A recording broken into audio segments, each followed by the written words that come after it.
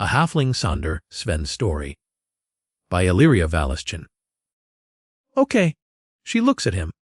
But not too long this time, please. She waves him off as she begins working again. Sven turns and walks away, when his eyes catch a very strange sight. Someone obviously struggling with one of the largest bouquets he had ever seen. This bunch of flowers swaying back and forth, as if it were walking on a boat in stormy seas. Tilting his head to one side, Sven is confused as to what could possibly be going on. "Do you need some help?" he calls out, dumbfounded as he manages to finally see that his friend Frit is the one behind the flowers. "No, I don't need help, Sven," he says, a bit out of breath. "Is Cleo near? She's in the restaurant. Want me to get her?" Sven smiles widely. No, I got it. Part of the game, you know." Frit manages to adjust his hold on the flowers and struggles on towards the restaurant. Watching his friend walking away, Sven can't help but watch the scene unfold before him. Frit manages to reach the front of the shop and calls out very loudly, "Cleo!" She immediately heads for the door. "What on earth?" Frit drops the flowers all around her. Dropping down to one knee, he begins to sing so off-key that it makes Cleo turn bright red. He continues to sing on and on until he has her laughing out from his horrible cat screeching songs. Finally, when she can handle no more, she bends over and whispers something in his ear. He stops singing and beams a big smile across his face while nodding. Cleo straightens the front of her apron and then heads back inside. Frit stands and walks to Sven, who has a very confused look on his face. Frit then does an over-exaggerated bow before him. "Good show?"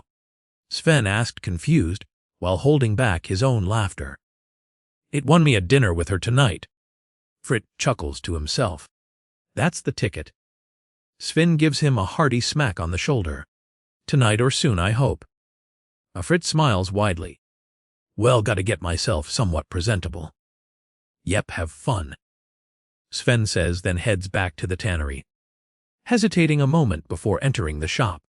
Sven tries to see if Mr. Leatherthimble is still outside. Unable to find him, Sven slumps his shoulders before opening the door, upon entering holding his breath slightly. He sees Mr. Leatherthimble on the other side of the building, working on some of the hides. Releasing his breath, Sven starts to walk over to him. "Sandwiches, Mr. Leatherthimble," Sven calls out while holding up the bag. Mr. Leatherthimble pauses and looks over with a bit of relief on his face. "Good. I could definitely use the food right about now." He finishes with the last hide before joining Sven at a workbench. The two of them eat quickly in silence as Mr. Leatherthimble writes a few things down on two separate pieces of paper. Not wanting to appear lazy, Sven finishes eating and begins to straighten things up, collecting the hides and placing them into stacks. He works quietly as Mr. Leatherthimble finishes writing. "Sven, I need you to run these lists over to the smithy and the carpenter so they can get started on what I have lost from this fiasco of beetles.